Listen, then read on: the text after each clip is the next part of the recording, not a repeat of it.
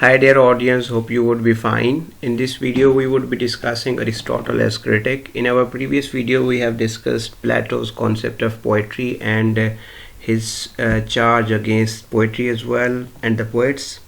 He was of the conception that poetry is more a practice of imitation, and imitation is based on the falsehood. Therefore he was against, and he says that poet tells the lies and there should be no space for poets and the poetry in republic. So in against those charges, Aristotle defended the poetry, and he considered poetry a more value and more practical and more moralistic grounds. And even on the ground of imitation, he has refined that Plato was his Aristotle's teacher, but Aristotle is of the view that Plato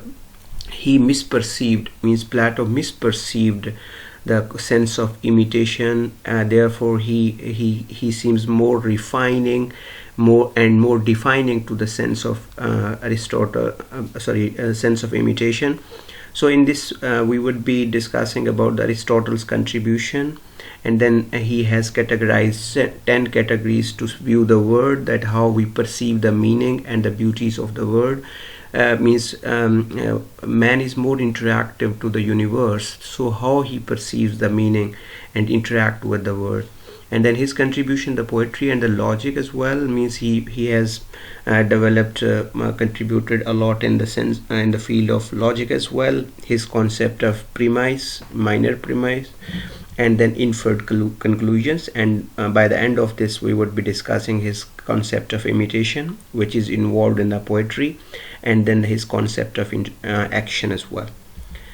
So as we have discussed that first we have to create a lineage, that Socrates was the wisest man in the Greece. His student, the disciple Plato, has contributed a lot.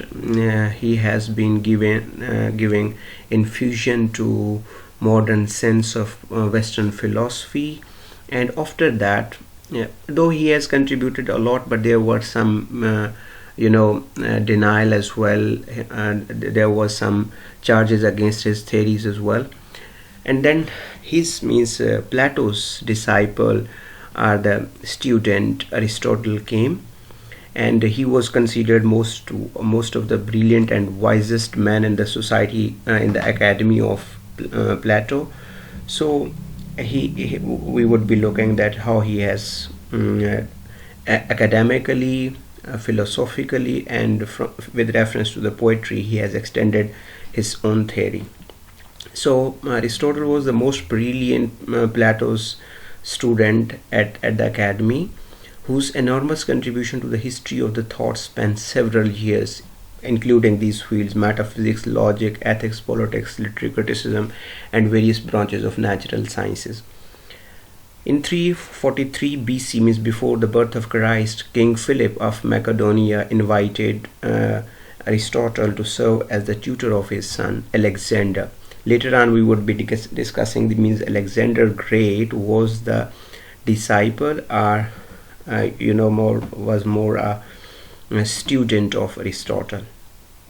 So Aristotle opened his new school of rhetoric. Rhetoric means how we make the speeches, persuasive speeches, political rhetorics, and the philosophy. This was the academy which he set. That was the name of Lyceum in the Athens. Plato's academy placed emphasis on mathematics, metaphysics, and politics, while at the Lyceum, natural science is predominant.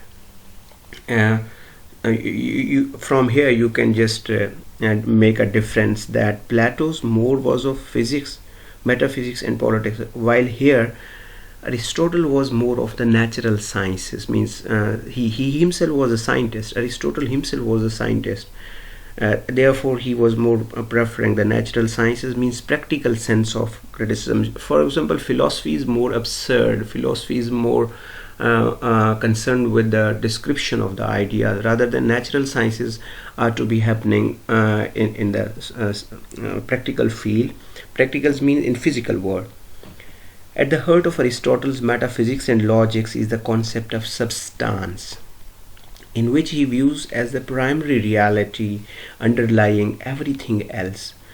So Plato was more concerned that we perceive the reality through reason, while Aristotle was of the view substance means physical world, means Plato was more denying to the physical world, and he was more emphasizing on the reason for extracting, for understanding the reality, while Aristotle is of the view that we interact word through substance. For example, what the idea of the forms Plato has given, they were more of the absolute truth, while man is interactive more with the physical world, and we perceive the sense of beauty and reason through this word. Means we can move to the ultimate reality, we can understand the ultimate reality, but through these physical substances, physical world. While Plato has denied that, he said that physical world is of no use, it is transient, it is going to decline, it always keeps on changing, and therefore as it is not permanent, so it is not a permanent source of retrieving reality and conceiving truth. So Aristotle's focus was on the physical world, as not totally. He has more created a balance between the physical world and the ideal world. So Aristotle basically holds that there are 10 categories through which we see the word, means whatness, means substance, quantity, quality, relation, place, time, position, state, action, and affection. These can through these 10 categories, they are of different realm, means different concepts through the, and almost every man use these things. Relation, place, time, position, state, action, affection, all these men interact with these things in his life. Though it is said that man is a social animal, in that social category of animal all these things are involved. So man is not only mere a man of reason, man is more an embodiment of emotions, relations, place, time, quality, quantity. Definitely all these things are. So he is more he created a balance between these categories, and that tells us that that still permeate our thought about the word as the profoundest level, especially the notion of substance. Means man can reach to the ultimate reality but through substance, through the physical world. So therefore he has created more a balance between these two things. Reversing the Platonic hierarchy, as Aristotle urges that the universal qualities such as redness or the tallness depends upon on the particular things of their existence, not vice versa.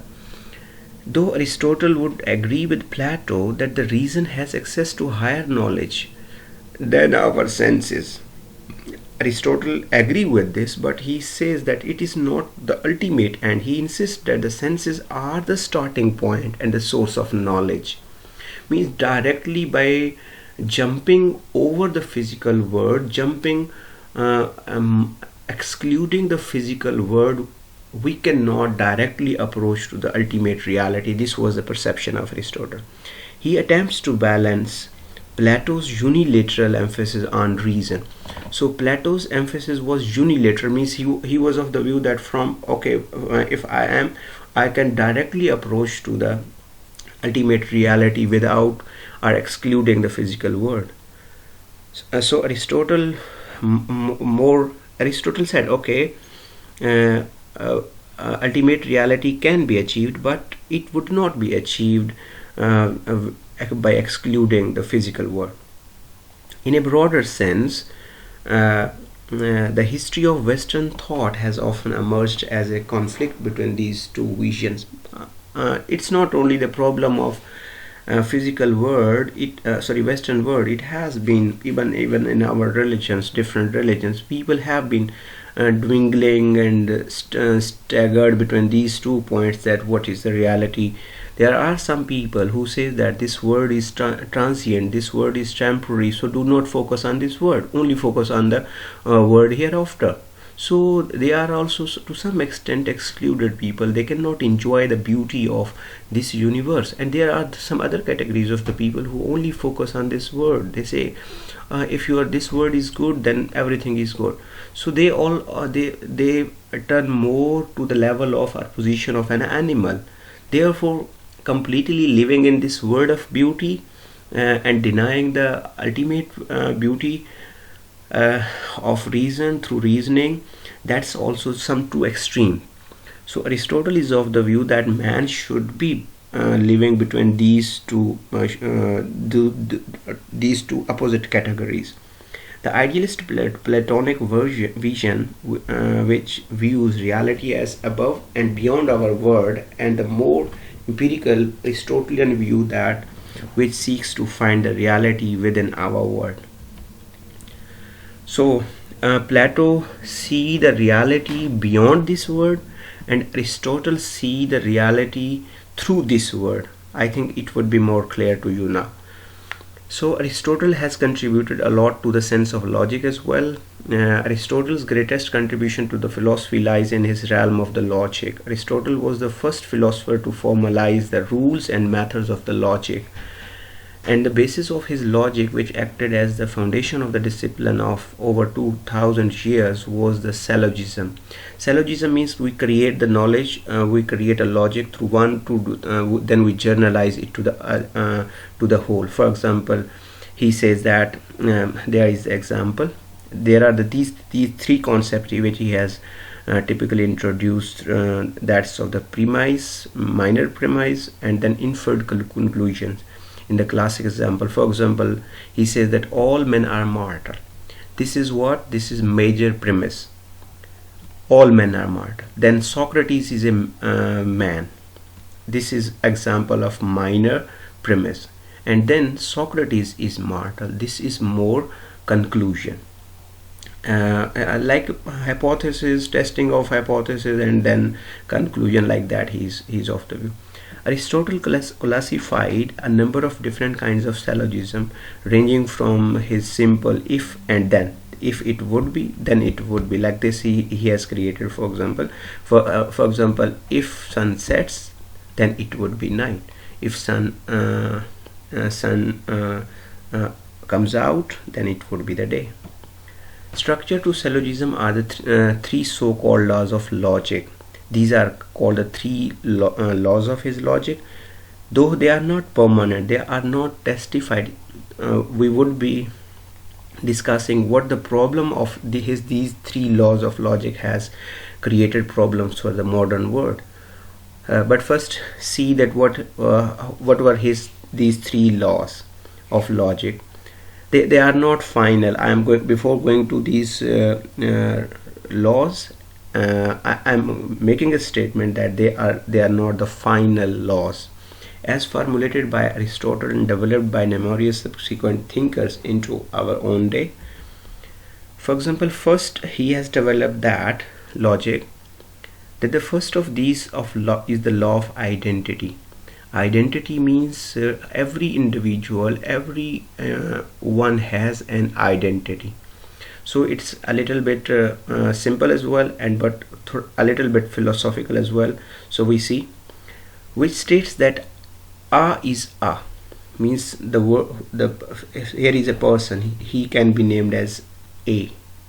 So A is A. The second is the law of non contradiction, which dictates that something cannot be both A and B.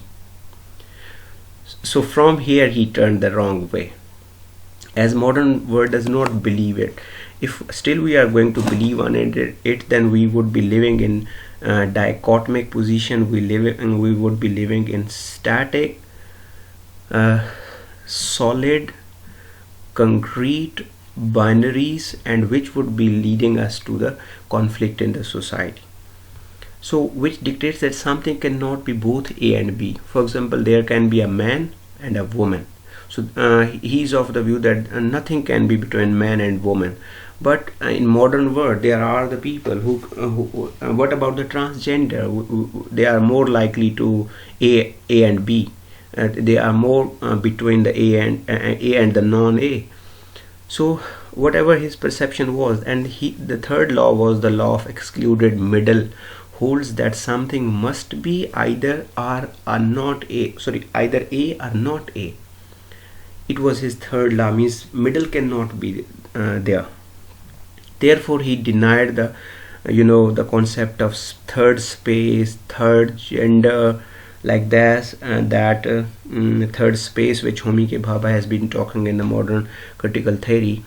These laws, which can be regarded as the same law expressed from three different perspectives, have served for over 2 millennium almost unshakable foundation of the Western philosophy. Actually, these laws has more harmed than the modern world, rather than creating some sort of balance. As such, they bear examination in a little more detail. What does it mean to say that A is A? Let us, for example, use the term man. So there can be a man or a woman, and there can be nothing between these men and women. When we say that a man is a man, we are appealing to our certain qualities which compose the essence of man. We are saying that this essence means some fixed characteristics we might be labeling with a man. And those essential characteristics, he is of the view that are fixed and unalterable, while the modern world is not like this. We are also saying that a man is somehow different from a woman, means the characteristics which are found in the man, they are fixed and they cannot be labeled or cannot be moved over to a woman. For an animal, from a plant, and so forth, means those characteristics of a man would be different from woman, from animal, from plant, and so forth. We can quickly begin to see how our definition will have a vast economic and political implications. If we define our man as a rational, as a political and moral and free, then it will be doing what? It seems natural to us that he would partake in the political process. And the woman, whom we define as lacking these qualities, will by our definition be excluded from all this political process and all this, because women don't have certain those qualities which are in the man. Means if woman does not hold those qualities of a man, does it mean that a woman cannot participate in the political process? From this point, Aristotle's philosophy of logic becomes more a rubbish one.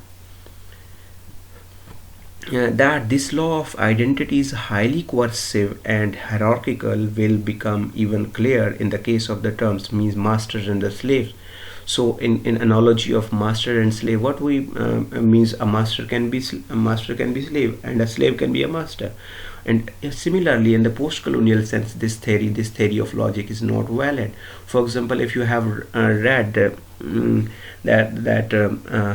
Waiting for Godot, there on a one day, one was the masters, the other day the masters was converted into the slave. Similarly, means the word is not constant, word always keeps on changing, and these identities are relational, they always keep in the fluid sense and keep on changing. So on this reason, it was, though his sense of identity was great at that time, but it's not applicable, by the way, in the modern sense.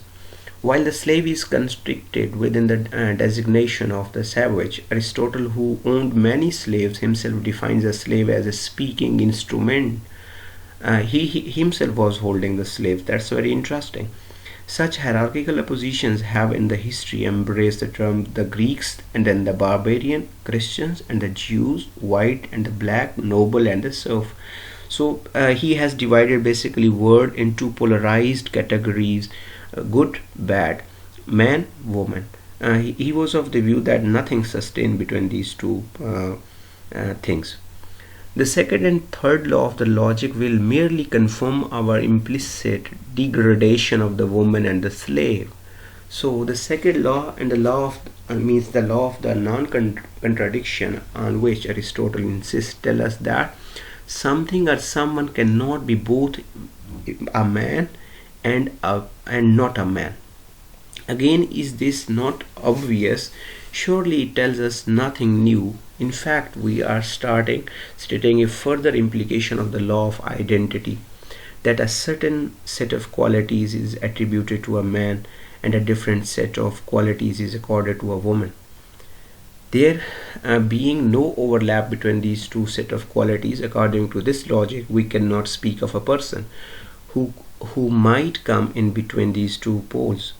A man who had womanly qualities or a woman who had a manly attributes. So what about those? So then third law of the law of excluded means middle explicitly forbids this middle ground in its urging that something must be either A or not A. One must be either a man or not a man, either an American or not American, either a Muslim or a Jew, either good or bad, either for or against. Hence these laws, which unfortunately, this is very important. You might ask me a question that Aristotle was justified in his philosophy or not. To some extent, he initiated the concept of identity, but that sense of identity, I am of the view that's not final and that's not applicable in the 21st century. Therefore, his theory of logic is to some extent lacking relevance to the modern world. So which unfortunately has still largely governed our thinking, and that's very problematic, that his theory still means Americans still consider themselves as the American and the rest of the world as the savage and the barbarian. Jews consider themselves as the superior and they don't think anything equal to them in the universe. So this is the problem with the Western philosophy, that they still are holding the Aristotelian philosophy. That's the problem with the Western philosophy. But world has moved beyond this Aristotelian philosophy. Therefore, what is my opinion, that if until world does not move beyond Aristotle's laws of identity, then conflicts in the society would be remaining. Therefore, the transgender is still having a lot of problems. They are not having social perception due to this logic of them to be a man and not to be a man.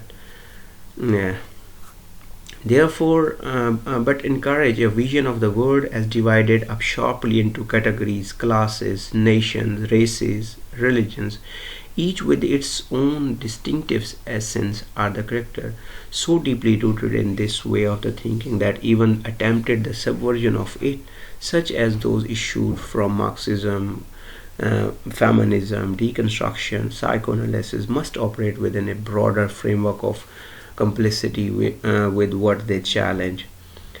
Then Aristotle's Poetics, his book means the Poetics, in which he has given the theory of poetry, is important with reference to his contribution to the world of philosophy and the poetry. In contrast with Plato, Aristotle sees the poetry as having a positive function in the political state. Plato was of the view that poetry basically creates the false men, lawyers, and it makes them more like impotent, and philosophers mean those people who are not practical. While Aristotle considers that poetry has a positive function in the political state, which exists not merely for utilitarian purpose but to promote what Aristotle calls the good life. Means poetry is not more a utilitarian purpose, means things which is only of use. For example, utilitarian perspective, in utilitarian understanding, we see the advantage of everything, or the functional sense of everything. But Aristotle is of the view that it's not utilitarian. I mean, it does not earn something for a man. It cannot earn a livelihood for a man. A poet can be a poor, and therefore poetry is not a utilitarian, but it creates a good life. A poet can preach the lesson of a good life. So, and achievement of the virtue and the practical wisdom means poetry creates more sense of money, does not create more money, but it creates more some sort of wisdom for its readers. For Aristotle, poetry and the rhetoric had the status of productive sciences. He has named it as the productive sciences. These disciplines had their place in a hierarchy of knowledge. All the science, for example, all the sciences have a sense of productive sciences, means a productive sense. Philosophy cannot make the things, but philosophy is necessary in that productive process.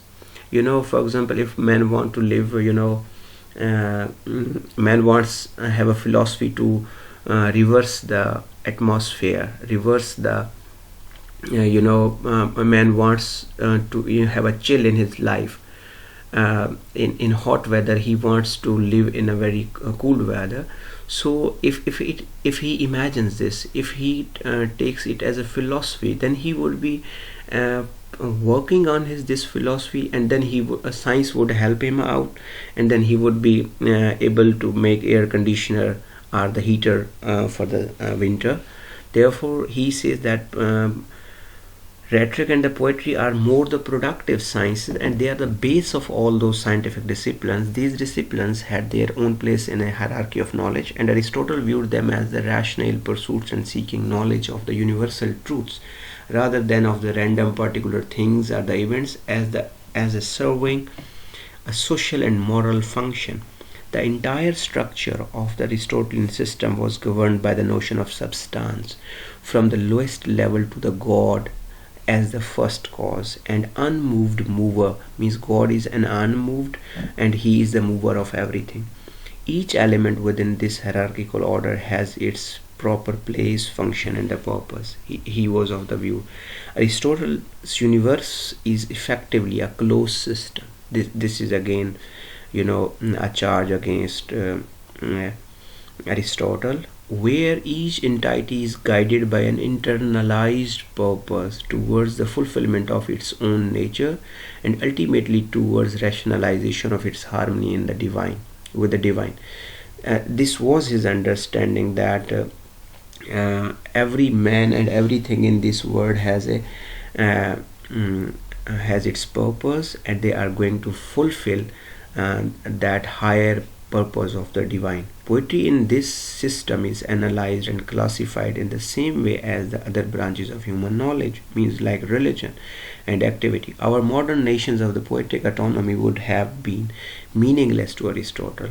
Therefore, I have on the very start of this slide, I have said that he might be. This is a charge against his against the modern world. Modern world does not take the things in the divine order, and modern world does not think all the things like that. Everything of this world is going to have a purpose in life. So modern world more believes on the nothingness as well, meaninglessness as well.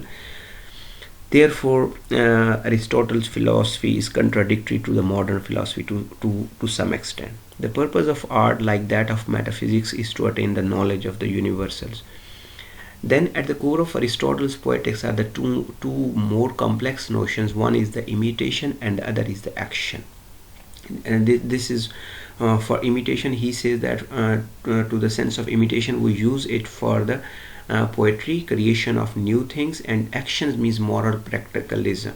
Without imitation, action is not possible, and without imitation, action is of no use.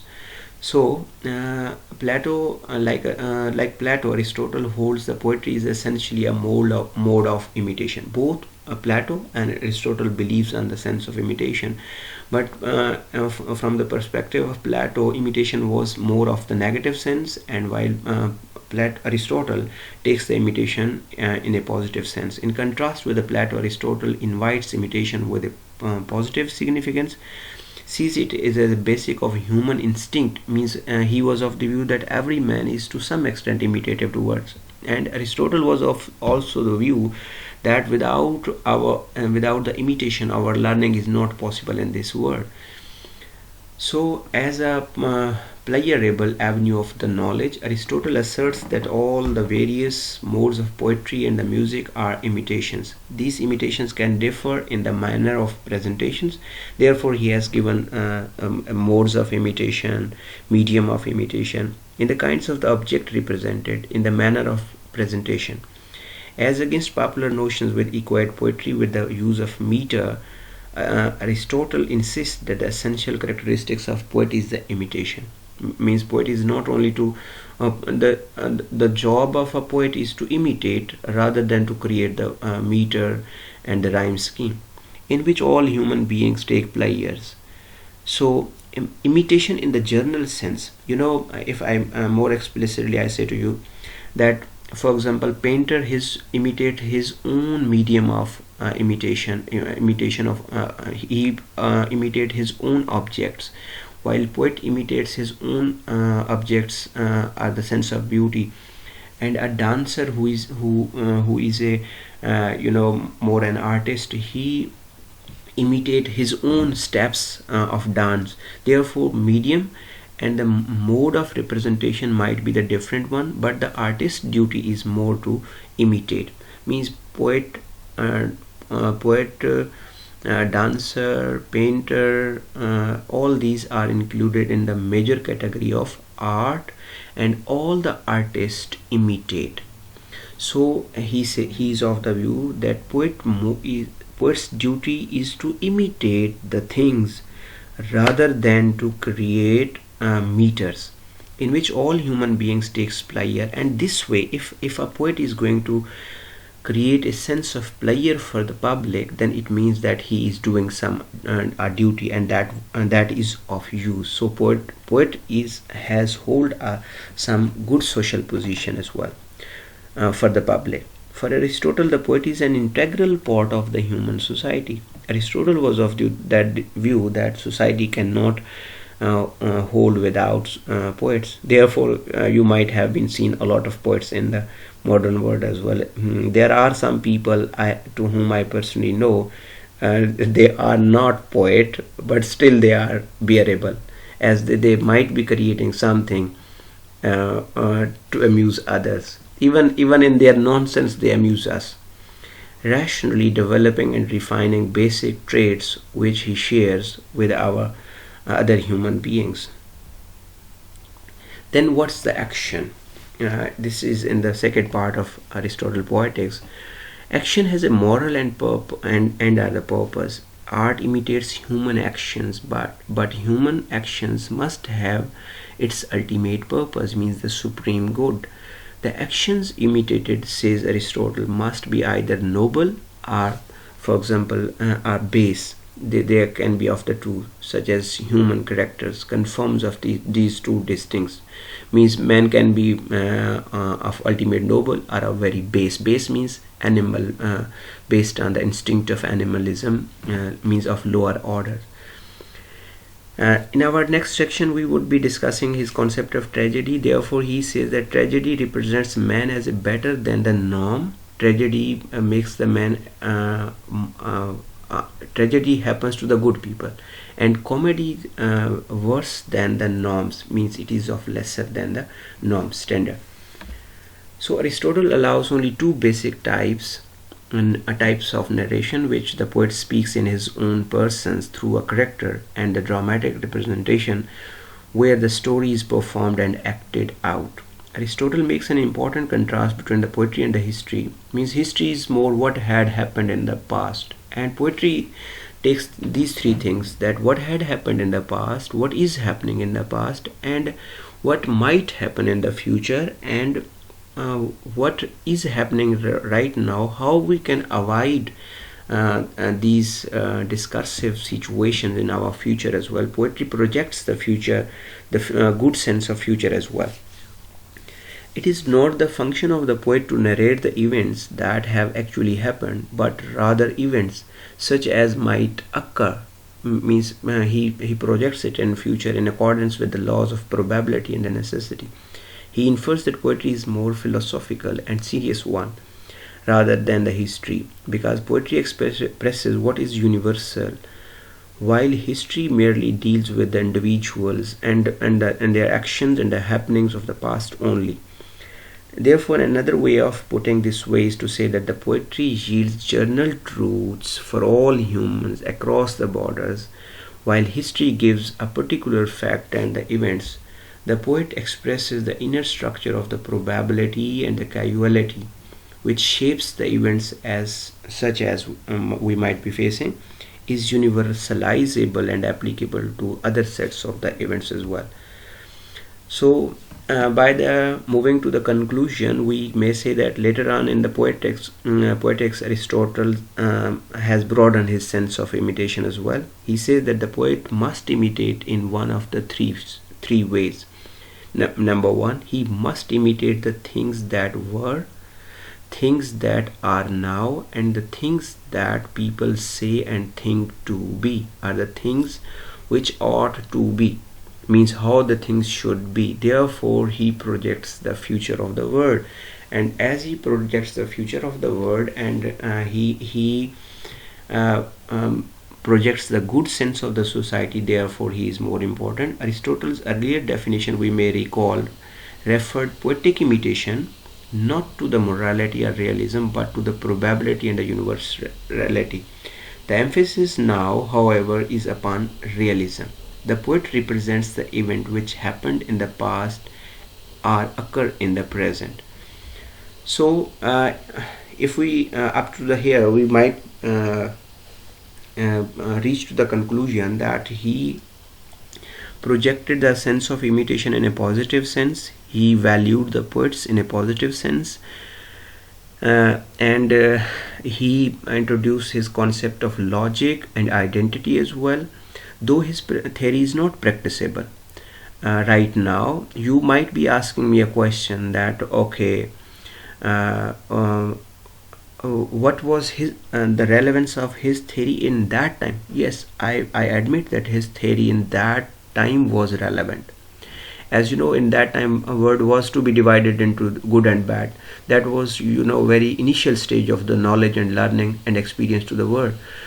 But his theory is not applicable to the modern world. In our upcoming lectures, as we would be discussing feminism, Marxist psychoanalysis, then we would be referring back to these Platonic and Aristotelian notions with the passage of time. With this, if you have any question, you may ask me in the comment section. With this, I seek permission. Goodbye. Thank you very much.